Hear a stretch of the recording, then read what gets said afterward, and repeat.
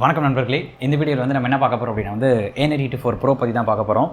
இந்த பிரிண்டர் வாங்கி 10 மாதம் ஆகுது. நான் 10 மாதமாக யூஸ் பண்ணிகிட்டு இருக்கேன். இதில் இருக்க ப்ரோஸ் அண்ட் கான்ஸ், பிடிச்ச விஷயம் பிடிக்காத விஷயம்லாம் வந்து உங்கள் கூட இப்போ ஷேர் பண்ண போகிறேன். அதுக்கு முன்னாடி வந்து இந்த சேனலுக்கு சப்ஸ்கிரைப் பண்ணல அப்படின்னா வந்து சப்ஸ்கிரைப் பண்ணிக்கோங்க. கூட இருக்க அந்த பெல் ஐக்கானை ப்ரெஸ் பண்ணிக்கோங்க. அப்போ தான் நான் போடுற வீடியோஸ் உங்களுக்கு மிஸ் ஆகாமல் வரும். ஓகே, நான் முதல்ல இந்த பிரிண்டரை எதுக்கு எப்போ எதனால் வாங்கினேன் அப்படின்றத ஒரு சின்ன ஷார்ட் ஸ்டோரியாக சொல்லிடுறேன். ஏற்கனவே இந்த சேனலை ஸ்டார்டிங்லேருந்து பார்த்துட்டு வரவங்களுக்கு வந்து ஏற்கனவே தெரியும் எதனால் இதை வாங்கினேன் அப்படின்ட்டு. நான் இருந்தாலும் இப்போ ஒரு ஷார்ட்டாக சொல்லிடுறேன். 2018 ஜூலை மாதம் எக்ஸாக்டாக இது பார்த்திங்கன்னா 2021 ஜூலை, ஒரு 3 வருஷம் முன்னாடி பார்த்தீங்கன்னா எண்டர் 3 வந்து நான் வாங்கியிருந்தேன். நான் எண்டர் 3 வாங்கும்போது இந்தியாவில் அமேசானில் பெருசாக கிடையாது. அப்போ ஒரு பிரிண்டரே 40-50 இருக்கும். ஏன்னா ரொம்ப ரேராக தான் பிரிண்டர்ஸ்லாம் போயிட்டு இருந்தது, மூவ் ஆகிட்டு இருந்ததுன்றதால ரேட் அப்போ அதிகமாக இருந்தது. அப்போ வந்து நான் அலி எக்ஸ்பிரஸில் சைனாலேருந்தே ஸ்ட்ரைட்டாக இம்போர்ட் பண்ணி வாங்கினேன். ஃபஸ்ட்டு அந்த வெர்ஷன் எண்டர் 3 அது வாங்கி வச்சுருந்தேன்.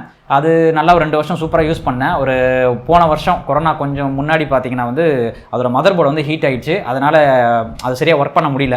போர்டு வந்து ஒரு 4000-5000 ஆகும்னு சொன்னாங்க. நான் என்ன தான் மாஸ்பெட் சேஞ்ச் பண்ணாலுமே அது ஒர்க் ஆகலை.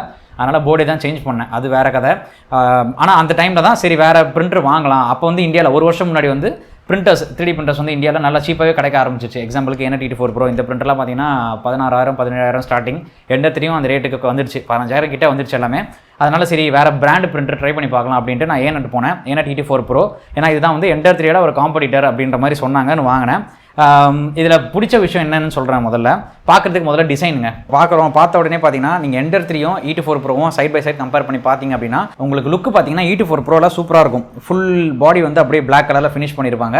அதே நேரத்தில் எண்டர் 3ல வந்து ஒரு power supply 24 volt power supply வந்து வெளியே இங்கே சைடில் கொடுத்துருப்பாங்க. இந்த ரயிலுக்கு பின்னாடி இதில் வந்து கீழே கொடுத்துருப்பாங்க. போர்ட்லேருந்து எல்லாமே உள்ளே இருக்கும். ப்ளஸ் உங்களுக்கு ஒரு டச் ஸ்க்ரீன் கிடைக்கும், சின்ன டச் ஸ்க்ரீனு. அதுக்கப்புறமா பார்த்தீங்கன்னா auto bed level sensor. Enter 3 பழைய எண்டர் 3ல இல்லாத ஒரு ஃபீச்சர் பார்த்தீங்கன்னா ஆட்டோ பெட் லெவல் சென்சார். இது என்ன பண்ணணும்னு பார்த்தீங்கன்னா பெட்டு கொஞ்சம் சாய்வாக இருந்தாலுமே சென்சாரில் அதை டிடெக்ட் பண்ணிவிட்டு பிரிண்ட்டு வந்து அதுக்கேற்ற மாதிரி பிரிண்ட் பண்ணோம். அதுக்கப்புறமா ஃபிலமெண்ட் டிடெக்ஷன் சென்சார் இங்கே இருக்குது. ஃபிலமெண்ட் டிடெக்ஷன் சென்சார் அது வந்து எண்டர் 3ல இல்லை. அதுக்கப்புறம் பார்த்தீங்கன்னா உள்ள சைலண்ட் மதர் போர்டு உள்ள அந்த ஸ்டெப்பர் மோட்டர்ஸ்லாம் வந்து செம்ம ஸ்மூத்தாக இருக்கும், சுத்தமாக சவுண்டே வராது. இதில் தான் எனக்கு ரொம்ப பிடிச்சது. பிரிண்ட் குவாலிட்டி பார்த்தீங்கன்னா ஏறத்தாழ ரெண்டுமே சேமாக தான் இருக்கும். எண்டர் 3 மாதிரியே தான் இருக்கும் Et4 Proவும். இதெல்லாமே வந்து ப்ரோஸ். இப்போ கான்ஸ் பார்க்கலாம். கான்ஸ்னால் அதை பிடிக்காத விஷயங்கள் என்னென்னு பார்த்தோம்னா அதுவும் அதே ஃபீச்சர்ஸ் தான். இந்த டச் ஸ்க்ரீனு, இந்த ஆட்டோ பெட் லெவல் சென்சார், அப்புறமா ஃபிலமெண்ட் டிடெக்ஷன் சென்சார். என்னடா சொல்கிறேன், பாசிட்டிவும் அதே தான் சொல்கிறேன், நெகட்டிவும் அதே தான் சொல்கிறேன்னு பார்க்குறீங்களா? இப்போ ஒரு ஃபீச்சராக பார்ப்போம். இதில் இருக்கிறது டச் ஸ்க்ரீன். முதல்ல டச் ஸ்க்ரீன் பார்த்தீங்கன்னா வந்து இது 3D பிரிண்டருங்க. நம்ம ஸ்மார்ட் ஃபோன் கிடையாது.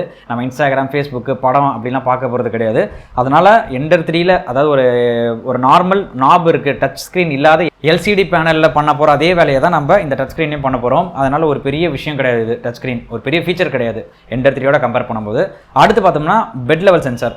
பெட் லெவல் சென்சார் என்ன நல்ல ஃபீச்சர் தானே. பெட் வந்து நம்ம கஷ்டப்படாமல் அதுவே பெட் லெவல் பண்ணி கொடுத்துரும். நம்ம பாட்டுன்னு அப்படியே பிரிண்ட் போட்டு போக வேண்டியதானே அப்படின்னு பார்ப்பீங்க. அதுதான் கிடையாதுங்க. ஏன்னா ஒரு சின்ன சைஸ் பிரிண்டர், எக்ஸாம்பிளுக்கு இது எண்டர் 3 Et4 Pro இதெல்லாமே பார்த்தீங்கன்னா 235x235 mm அந்த லென்த் பிரெத்து பார்த்தீங்கன்னா அந்த சைஸ் பிரிண்டர்ஸுக்கு முக்கால்வாசி நான் உங்களுக்கு பெட் லெவல் சென்சரே தேவைப்படாதுங்க. பெட் லெவல் சென்சார் எதுக்குன்னா ஒரு எக்ஸாம்பிளுக்கு பெரிய பிரிண்டர் கிரியாலிட்டி CR10 எடுத்துப்போம். CR10 போது 500 mm பெட், அது நல்லா பெரிய சைஸ் பெட்டு. அதில் நம்ம என்ன தான் மேனுவலாக ஸ்க்ரூ பண்ணோம்னாலும் கொஞ்சம் அப்படி ஒரு ஏற்றம் இறக்கம் இருக்கும் ஒரு சைடில். அதெல்லாம் எலிமினேட் பண்ணுறதுக்காக தான் அந்த ஆட்டோ பெட் லெவல் சென்சார் கொடுத்தாங்க. இதில் பார்த்தீங்கன்னா எண்டர் 3 Et4 Proலாம் பார்த்தீங்கன்னா நமக்கு சின்ன பெட் வால்யூம் தான். அந்த பெட் வால்யூம்குள்ளேயும் நம்ம சென்டர் பார்ட்டில் தான் நம்ம பிரிண்ட் பண்ணுவோம். மோஸ்ட்டாக சொல்கிறேன், இவ்வளோ பெரிய 235 mm பெட் வால்யூம் இருந்தால் ஃபுல் பெரிய பிரிண்டெல்லாம் நம்ம போட மாட்டோம். கண்டிப்பாக சென்டரில் தான் யூஸ் பண்ணுவோம். சென்டரில் பார்த்தீங்கன்னா உங்களுக்கு மேனுவலாக 4 நாப் அட்ஜஸ்ட் பண்ணவே சரியாக போயிடும். அதனால் இந்த ஆட்டோ பெட் லெவல் சென்சார் தேவைப்படாது. அது இல்லாமல் நிறைய பேர் வந்து இன்ஸ்டாகிராம்லேயும் கமெண்ட் பண்ணியிருந்தாங்க, யூடியூப்லையும் சொல்லியிருந்தாங்க, இந்த மாதிரி ஆட்டோ பெட் லெவல் சென்சார் எனக்கு ஒர்க் ஆக மாட்டேங்குது, அதாவது லெவல் பண்ணது கரெக்டாக பிரிண்ட் பண்ணும்போது ஏரில் பிரிண்ட் ஆகுது அப்படின்னாங்க. அது என்ன ஏரில் பிரிண்ட் ஆகுதுன்னு கேட்குறீங்கன்னா, பெட்டு வந்து கரெக்டாக ஒரு 0.1 ஒரு A4 ஷீட் போகிற அளவுக்கு தான் அந்த நாசிலுக்கும் பெட்டுக்கும் இடையில கேப் இருக்கும். அது நம்ம சென்சார் அந்த bed level auto bed level sensor வந்து சென்ஸ் பண்ணுது, கரெக்டாக தான் பண்ணுது. பிரிண்ட் பண்ணும்போது இந்த நாசில் வந்து இன்னும் ஹைட்டாக போயிடுது, பிரிண்டே ஆக மாட்டேங்குது. ஏர்லேயே பிரிண்ட் ஆகுது. ஏரில் பிரிண்ட் ஆகுதுன்னா பெட்டு மேலே படாது. அந்த ஃபிலமெண்ட் பார்த்தீங்கன்னா நூல் மாதிரி வந்துகிட்டே இருக்கும். அது நிறைய பேர் சொன்ன இஷ்யூஸ் எனக்குமே ஆச்சு. ஆரம்பத்தில் வந்து பிரிண்டர் வாங்கின புதுசில் அந்த மெமரி கார்டிலே கொடுத்த ஃபைல் பிரிண்ட்லாம் வந்து சூப்பராக வந்தது. அந்த நாய்க்குட்டி பொம்மை, பன்னிக்குட்டி பொம்மைலாம் வந்து சூப்பராக வந்தது. அதை நான் வந்து ஏற்கனவே ஒரு வீடியோவில் காமிச்சிருப்பேன். அதாவது எண்டர் 3 vs Et4 Pro அப்படின்ற வீடியோவில் காமிச்சிருப்பேன் அந்த பிரிண்ட் குவாலிட்டி. அது வந்து டிஃபால்ட் பிரிண்ட் வந்து சூப்பராக வந்தது. நான் கஸ்டம் பிரிண்ட்ஸ் நான் தனியாக டிசைன் பண்ணி போடுற பிரிண்ட்லாம் பார்த்தீங்கன்னா எனக்கு ஆரம்பத்துலேருந்தே கொஞ்சம் சரியாக வரல. எனக்கும் நான் 1 இயர் மட்டும் தான் வாங்கினேன், அதாவது 10 மந்த் முன்னாடி வாங்கினேன் பிரிண்டரை. அந்த டைமில் கொரோனா லாக்டவுன் வேறு, என்னால் ரிட்டர்ன் கொடுக்க முடியல, எதுவுமே இதில் இருக்க மாடிஃபிகேஷன்ஸ் எதுவுமே பண்ண முடியல. அப்படியே யூஸ் பண்ணி எனக்கு பழகிடுச்சு. நீங்கள் கேட்கலாம் ஆட்டோ பெட் லெவல் என்னப்பா மேனுவலில் யூஸ் பண்ணல அப்படின்னு கேட்டிங்கன்னா, இன்னும் நீங்கள் தெரிஞ்சுக்க வேண்டியது இதில் வந்து ஆட்டோ பெட் லெவல் இருக்கிறதுனால என்ன ஆச்சுன்னா, உங்களுக்கு ஜி ஆக்சிஸ்க்கு இந்த ஜி ஆக்சிஸ் இருக்குது பார்த்தீங்களா, இந்த லெட் ஸ்க்ரூ, இந்த ஸ்க்ரூக்கு கீழே பார்த்தீங்கன்னா E24 ப்ரோவில் உங்களுக்கு லிமிட் சுவிட்ச் வராது. லிமிட் சுவிட்ச்னா அது இங்கே உங்களுக்கு இங்கே சவுண்ட் இங்கே ஒன்று கேட்கும், இந்த பின்னாடி ஒன்று இருக்குது பாருங்கள், XY இந்த 2 ஆக்சிஸுக்குமே வந்து லிமிட் சுவிட்ச் இருக்கும். இது போய் இடிச்சிடுச்சு, பிரிண்டர் இடிச்சிடுச்சு அப்படின்னா அது ஓகே ஓம் பொசிஷன் போயிடுச்சு அப்படின்னு தெரியும்.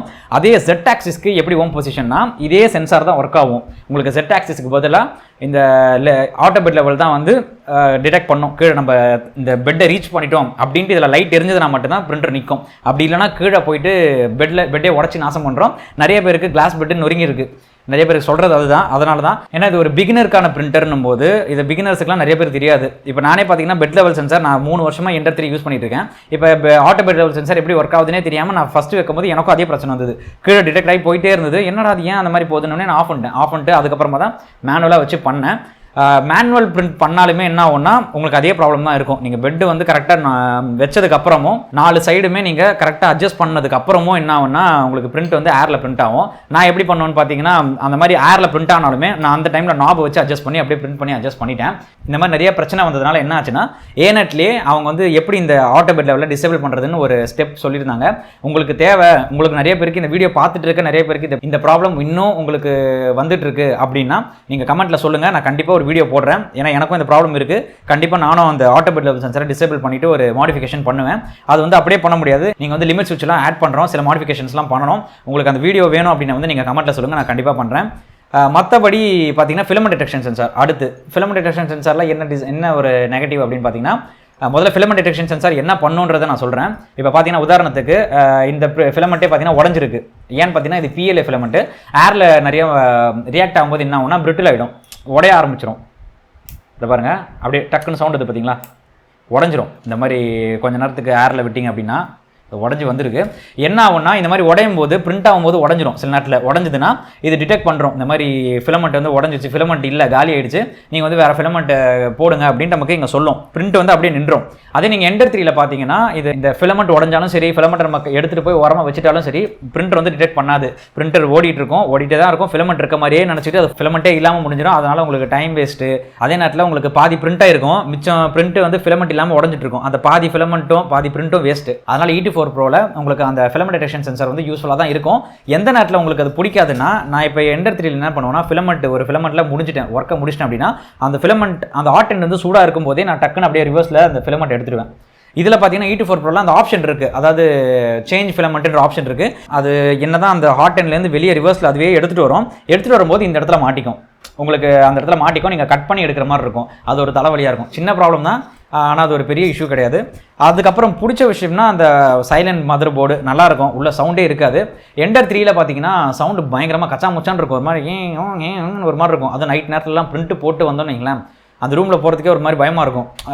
எனக்கு பழகிடுச்சு, ஓகே ப்ராப்ளம் இல்லை. E24 ப்ரோவில் பார்த்தீங்கன்னா அந்த ப்ராப்ளம் இருக்காது, சவுண்டே கேட்காது. ரொம்ப ஒத்து கேட்டோம்னா தான் பிரிண்ட் ஒர்க் ஆகிட்டு இருக்காது, அப்போ தான் உங்களால் கண்டுபிடிக்க முடியும். இந்த வீடியோ பார்க்குற யாருன்னா E24 ப்ரோ வச்சிருக்கீங்க அப்படின்னா வந்து உங்களோட எக்ஸ்பீரியன்ஸும் நீங்கள் கமெண்ட்டில் சொல்லுங்கள்.